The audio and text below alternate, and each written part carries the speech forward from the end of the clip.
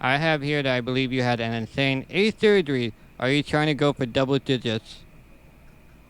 Living with this condition, it is an understatement of how hard it is because my migraine can mimic a shunt failure. But if it's for a long time that I'm having this migraine, I have to get my eyes checked and do CAT scans on my brain, and like they kept changing the different types of shunts because not all shunts are created equally. Really? Yeah, shunts have a 50% failure rate within the first five That's years. so high though. April 2018, I almost went blind, and then that ended up in emergency brain surgery. Then I was okay for 2 years. Then the pandemic, fucked up everything. So I started having shunt failures. So I try not to like do too much. Even though I want to exercise, I'm not going to be doing the most because my shunt is still settling in my body. Even though doctors will tell you, oh, you know, you should be okay to exercise now. It's been months now. I'm like, I don't believe you. yeah. You don't live with it. Yeah. People with hydrocephalus have the hardest time finding a neurosurgeon that even wants to touch them because hydrocephalus is such a complicated condition. 5 years ago, I was going to survive 8 brain surgeries. I would have fucking said, you're lying. Don't tell me that shit. And here I am. Oh my god. I would always wonder, am I gonna come back the same? Am I gonna come back the same? Because there's the risk. What's it like to have brain surgery? I'm like, bro, I'm in pain every other day. Like, I just, this is just normal. Because every time it's like the first time for me. And that's really all I can do. And pray, of course. I do pray a lot, especially like if something's wrong. Because when the doctors don't know or they're not completely sure, be scared as fuck. you know? Well, it kind of brings up the question. So, like, you're on 8 months of being, I guess, your new normal. Like, do you have a fear of making plans or like more long-term plans just because you really have no idea yeah. how your health's gonna be, a week from now, a month from now? So right now I'm on the highest possible. So I'm praying this stays. It's definitely, I believe it's responsible to seek therapy because you are taking the accountability that you're taking accountability for how you think and how you treat people. The only really thing I can do is try to do everything I want to do with this condition safely. 18 at 22 years old, she published her first book called Snake Season.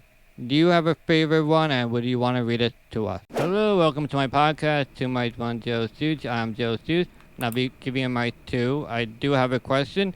I have Clio here, which means goddess of poetry, but your real name is Imani. What should I call you?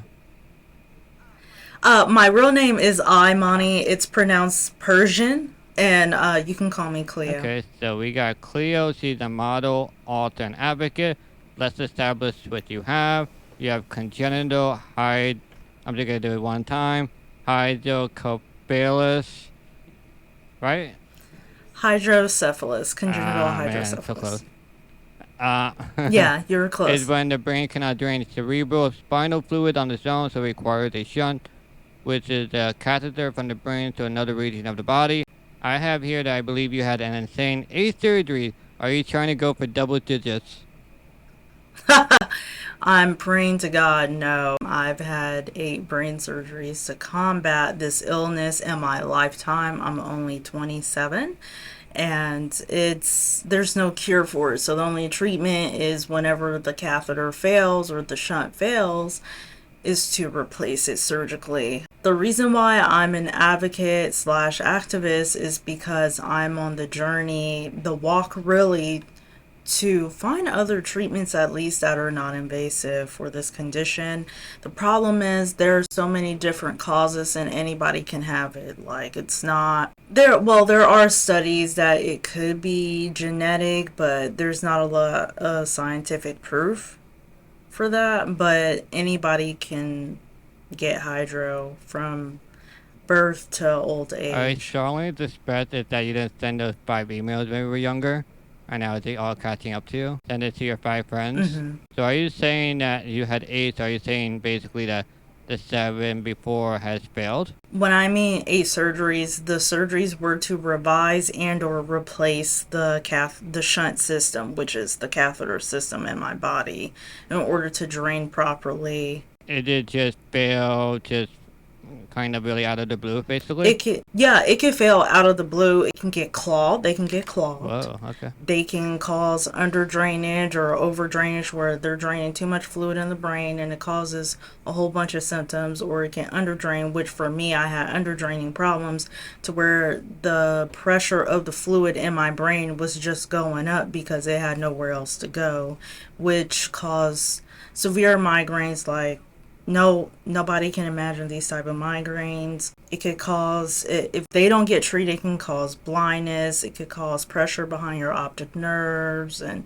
swelling if it is not treated. Do you know if it's coming from the fluid, or when you say migraine, so like, do you know when it's coming from like the fluid in your skull, or is it something else? Like, can you tell personally? That's the hard part. So living with this condition, it is an understatement of how hard it is, because my migraine can mimic a shunt failure. But if it's for a long time that I'm having this migraine, I have to get my eyes checked and do CAT scans on my brain and like just make sure it's not failing.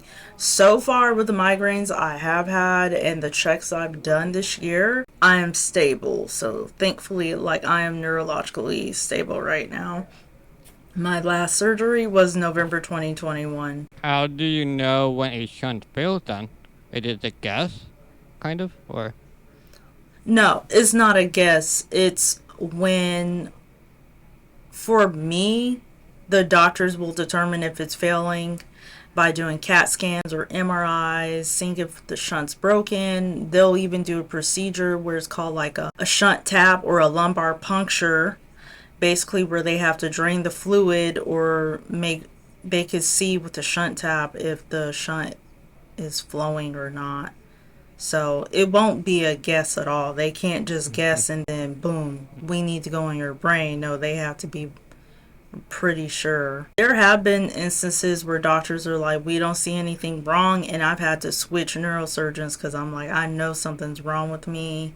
And that's why I ended up having so many surgeries, was because I had to switch doctors, because I had one neurosurgeon that retired during the pandemic, had another neurosurgeon do all these tests, procedures on me, and then tell me they didn't know what else to do. And then so I ended up with the last neurosurgeon. That ended up being one, two, I have 4 of them last year. So all last year I was in and out of the hospital. Because they kept failing? It kept not draining properly. They kept changing the different types of shunts because not all shunts are created equally. Really? Yeah, shunts have a 50% failure rate within the first 5 years. That's so high though. Like, I'm kind of surprised they haven't like done anything to make it more successful. Like, we have the defibrillator. I can't say the word, but like they have it, and then like they have it for like 20 years, and that's fine. But like, I'm a little surprised they can't find something that can last you for a long time. Yeah, they're trying, but in my eyes, they're not trying hard enough. This condition, it's not even a new condition. They didn't even come out with shunts until the 1950s. So before you just die, like if you had my condition. So it's still like kind of like a new experiment. Like, basically shunts are just really experiments with treating it. Just, hey, we're going to do this treatment and hopefully you're going to be okay. And if come back and see us every year or every 6 months, or just come back and see us if you have problems. So when a shunt failed, how much time do you have till you have to like get a new one? Like, is it like an emergency surgery, or can you like hold off a little bit? As soon as possible. For me, I've had a few emergency brain surgeries. Because I was fine for 17 years. I didn't mean to cut you off, No. but I was fine for 17 years. So from like age 5 to 23, I was okay. And um, April 2018, I almost went blind, and then that ended up in emergency brain surgery. Then I was okay for 2 years. Then the pandemic, fucked up everything. So I started having shunt failures. And then so far, I've been okay for 8 months. So this is the most stable I've been since the pandemic. That's crazy. I like wonder what's like the cause to it failing. But I feel like one of it could be a stress related thing. I feel like the pandemic was stressful to all of us in our own ways. Or one of that had to do with anything. It's a precursor. Stress definitely is. And then another issue is clogging. I had clogged shunt. So I try not to like do too much. Even though I want to exercise, I'm not gonna be doing the most because my shunt is still settling in my body. Even though doctors will tell you, oh, you know, you should be okay to exercise now. It's been months now. I'm like, I don't believe you. You don't live with it. Yeah. So you want the best you as long as possible. Yeah. So I'm guessing when you do surgery, you're always going to the same spot. Like, how do they keep going to the same spot? Like, is it always the same spot, basically? Whenever they change the shunts in your brain, they have a certain way to do it. It's pretty scientific and neuroscientific, so I don't know all of the gist of it.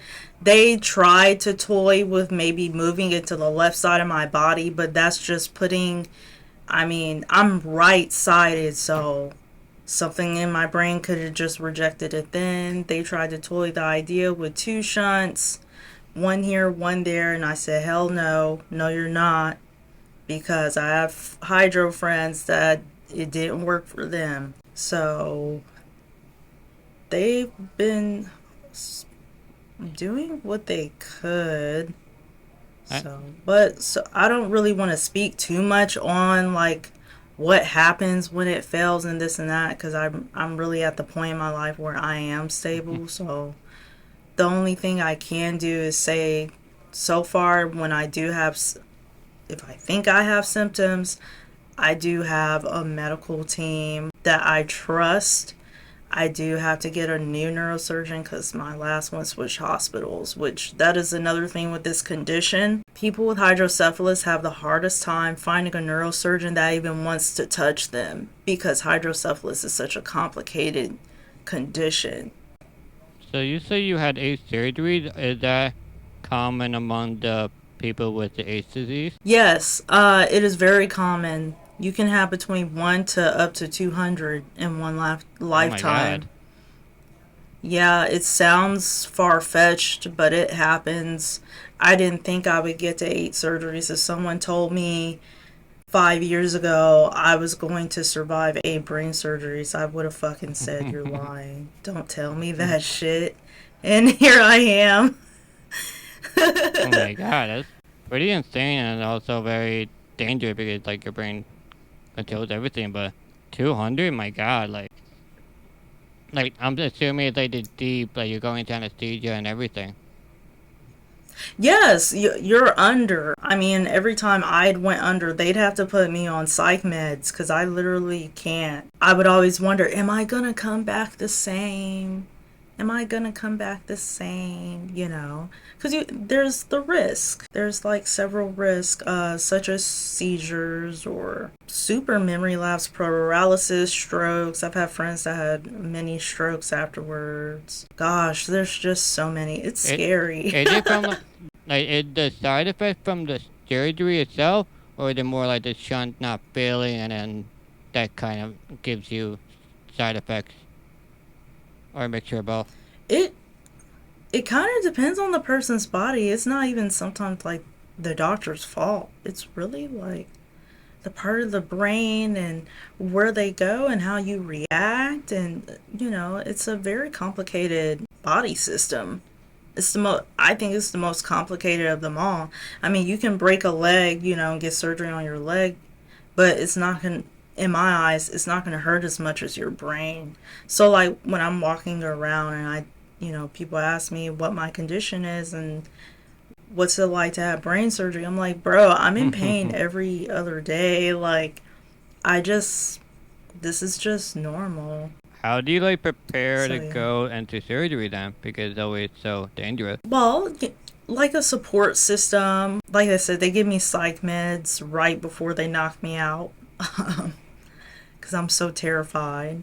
And every time it's like the first time for me. And that's really all I can do. And pray, of course. I do pray a lot, especially like if something's wrong. Because when the doctors don't know or they're not completely sure, be scared as fuck. You know? I mean, after a surgery, I think you'd be like ready to go. Like you wake up in a gown already. Yeah, exactly. uh, but like when Um, you have the surgery and afterward, besides you're always tired from the surgery because you're like sleeping, but you're really not sleeping. So like, do you like to feel so much better from before, or is it like a slow process? it's a process. I definitely feel better than before. Is there like anything you need to do, or is it more or less like stay in bed for a couple of days and then you're just up and about doing normal things? Oh, for 2 weeks, I don't do anything. That's a minimum. 2 weeks, I don't do anything. I don't, work. I take my time walking. They do physical therapy with me in the hospital and speech therapy if I need it. They make sure like all of my ducks are in a row, make sure I don't have incontinence or like anything wrong neurologically with me before they let me go. So I do sleep and I sleep and they make sure I'm hydrated because I have issues where like my blood pressure will significantly drop, like go in the 90s. So they have to keep me super duper hydrated because when they do brain surgery, it drains literally everything. Like everything. I'm still like working on replacing vitamins in my body. Like I'm just exhausted all the time. So does it seem like your body kind of like I get used to the new normal, and then like you put drain the shunt in, and then your body's like don't know what to do, so you like have to help the body like be normal again, like a new normal. Yeah, like every time it's kind of like a new normal.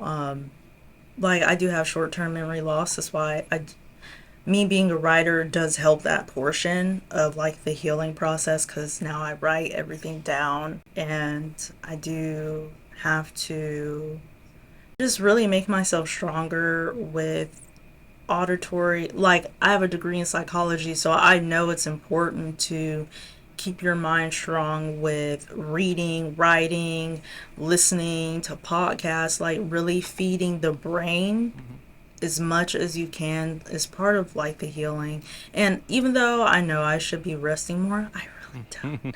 I really don't rest that much as I should. But I'm always like building projects or being a part of something. Well, it kind of brings up the question. So like you're on 8 months of being, I guess, your new normal. Like, do you have a fear of making plans or like more long-term plans just because you really have no idea Yeah. how your health's gonna be, a week from now, a month from now? Yeah, it's definitely a thought I've had, and thank you for asking me that. And it's totally normal for people like me to have that fear. The only thing I can do is make the plan and then make sure I'm okay. Like, for example, if I go out of town, I went to San Antonio last month, I made sure I was okay before I went, Hmm. you know. And I have my shunt card with me in case something happens to me. And I have an iPhone that has Wait, like what? my Wait, what my is a shunt medical. card? A shunt card shows that this is the type of shunt I have in the event of an emergency or if I'm going to the airport because of magnets. I have a programmable shunt. Oh, that's what I forgot to mention. There's non-programmable shunts and then there are programmable shunts. The programmable shunts are for having the option of different settings, your specific drainage requirements. Everyone's brain is different. It sounds high tech, it really is. It's annoying, but I don't have to go under the knife every time they need to change a setting. So right now I'm on the highest possible. So I'm praying this stays. I mean, that's cool, I guess, that they're able to do that. So so I guess you did go to a doctor, and if you feel fine, like you don't have to do anything. Yeah, once they say I'm fine, I'm stable, my optic nerves are stable, my shunt's working, which really means my shunt's working. Once my optic nerves are stable, then I was free to go, and then just try not to have a panic attack because I'm by myself. But it was great. Now, like I know you mentioned like memory loss. Like, do you ever write something and then you like reread it like a couple months later and you're like, oh shit, I wrote that. That's so good. Yeah, I have that all the time. I still have notebooks full of stuff like plans and that I should possibly go through again because I don't remember that shit. So you have an article on Medium.com called "How to Fight Intrusive Thoughts."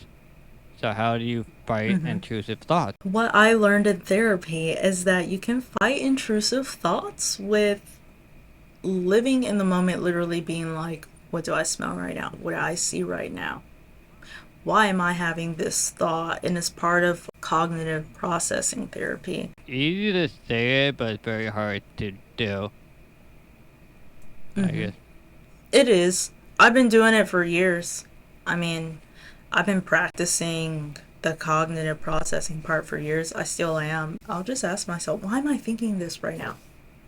This is not important. No, I mean it takes like many months or years to like really impound that into your mind. Though, hey, like this, it could be something like, people are ugly or something. It's like you tell yourself you're ugly. Like maybe you're not ugly, but you tell yourself it's the mental help thing. It kind of so hard because the only person that can really help is yourself. Like therapy helps and such, but they're Yeah. not. They did therapy is more of a. They did tell you the truth of things, like the actual reality of things, and you have to like. You could either take it as truth, or you can be like, oh, they're lying to you. And I guess if a therapist, if you're paying a therapist, they're gonna tell you the truth because that's their job. Like if you just call your friend, and they're gonna do whatever they go with you to make you feel better. Like I think we need those people that do tell the truth because I think we're living in a false reality a lot of the time. I think it hurts us more than it helps us. Like we just need to think we're becoming too acceptive of everyone and everything, and it's I think creating more havoc than good. Cause now everyone's like living in this weird false reality where it doesn't make sense anymore, and then you're telling Right. them the truth, but they don't accept it anymore. So like they're just stuck in the world, and it's kind of the weird society shift in a way, and it's like I don't want to be part of this world anymore.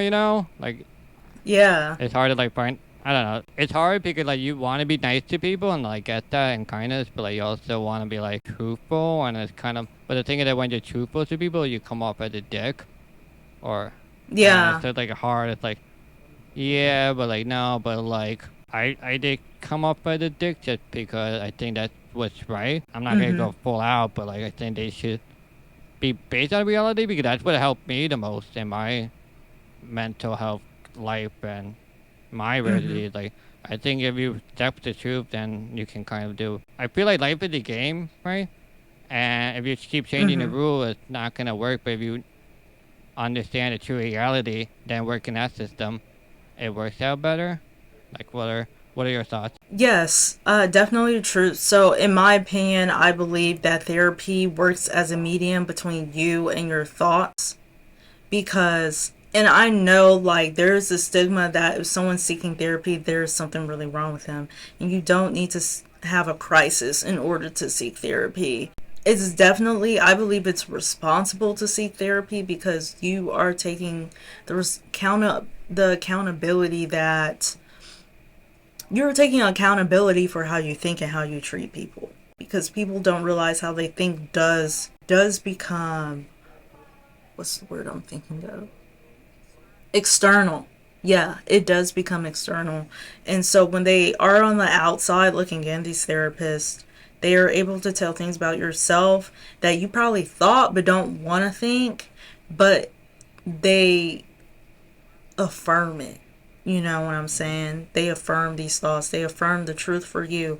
in the most professional way possible. And that's why I always keep going back to therapy, because I feel like family will tell you what you don't want to hear, and it hurts more with them because they're your Hmm. family.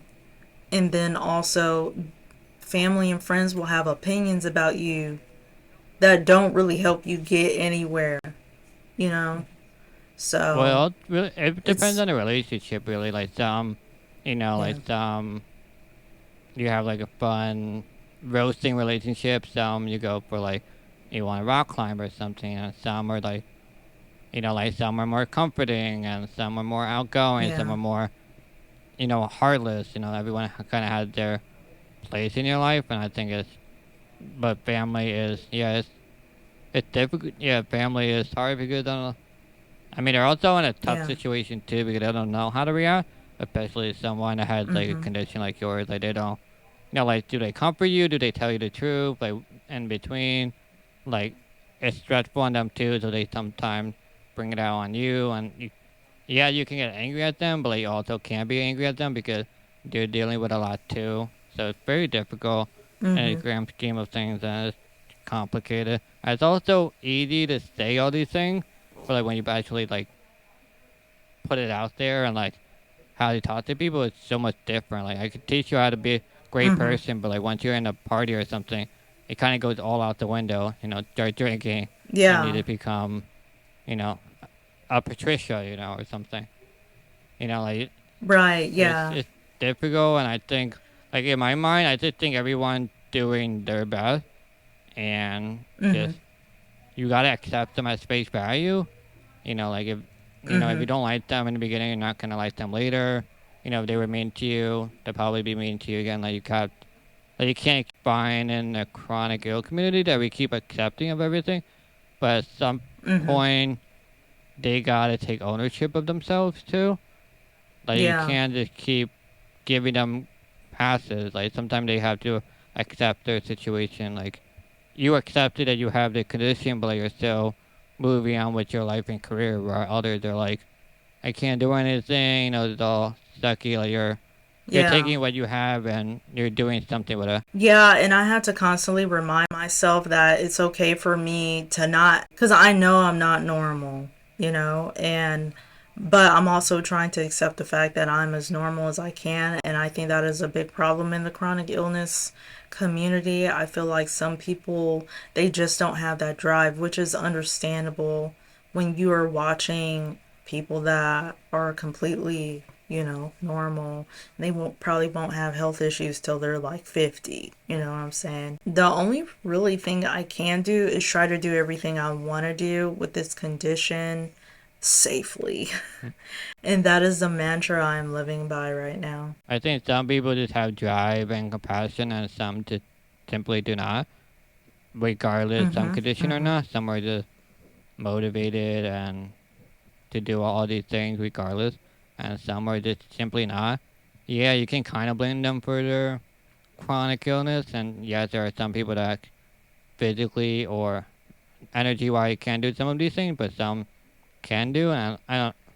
It's hard to say at the blanket statement, but I think a lot of us are just. I wouldn't say Mhm. lazy, but I think they don't have a lot of drive. They're Right. just. But it's also hard to say because, even chronic ill people with the same disease, we could be in totally different, feeling Mhm. totally different, totally energy levels or something. Right, exactly. But I do love this chronic illness community, the hydro community, and now the rare disease community that I met you through, because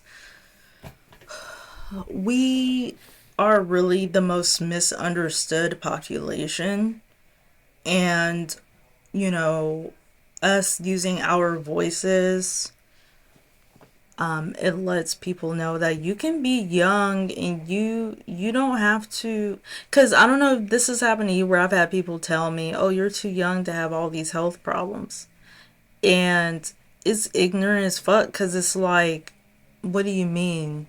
There's over 300 million people in this country with, regardless of age, with rare disease. It's not an age requirement. Well, I mean, I think it's just different because my disability is very physical. So it's clearly something wrong with Mm-hmm. me where you're the invisible, so it's hard to show. I guess the only physical thing you could show is your scars, but like if you have hair and such, you just hide it. Like no one would ever know if you never tell them anything. Yeah. Yeah, and that's one of the hardest part. And I would never compare my condition with somebody that is, you know, completely like physically disabled because it's really, there's no spectrum to disability. There's no spectrum to being sick. Chronically sick. Once you're chronic, it's just like chronic, dude. So I just started writing and modeling. That's how I started advocating. I took it at an art value, and I'm not modeling at the moment because that's a lot of Well, I'm gonna energy hold you on that. and a We'll lot get of into that money. in a little bit. So I know you are into public speaking. Are there any challenges you face when Hmm. you're having the H disease? Yes, right now I'm going through the challenge of memory and really trying to articulate myself like how I used to. And I noticed that.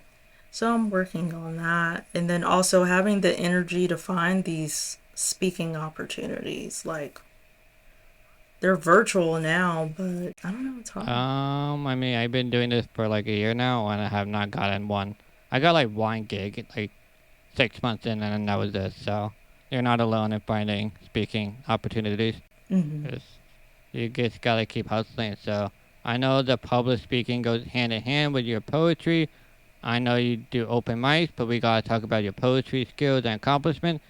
I have here at 15, Clio won her first poetry competition at Spring High School at Lone Star College. Clio was poet laureate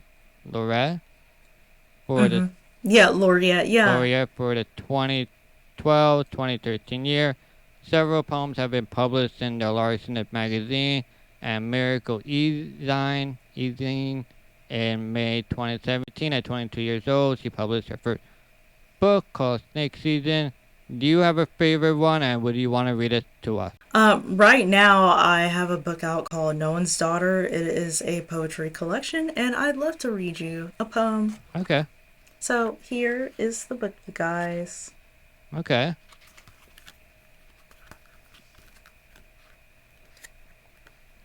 Yeah, you can purchase her book in the description below. I'll put a link for it. I'll try to find one that's not like Do your do your long. favorite one. I'm here all day. Okay. All right. This one's called I Write. Your mouth is obscene, luscious, humanated. My fingers, at the age of the Aquarius, I write poems to God. And for this, I am not ashamed. Go Aquarius. The age of Aquarius, it's like a philosophical standpoint. We live in a time where it is so important to be involved in yourself. And that's the point of writing the poem. I was being really self aware. I mean, yeah, that's always important. A lot of people don't know who they are. They're just winging it. Yeah. So before I take the mic away from you, is there anything you want to say, promote, any words of wisdom, the winning lottery numbers? The mic is all yours. My I don't have any lottery numbers, but my favorite number is 3. The second thing I would like to say is always believe in yourself and believe that no matter what room you're in, you belong there. Okay, so thank you, Cleo, for coming on the podcast and giving me your time. Thank you, everyone, for listening and watching. And I'll see you everyone next time. Bye.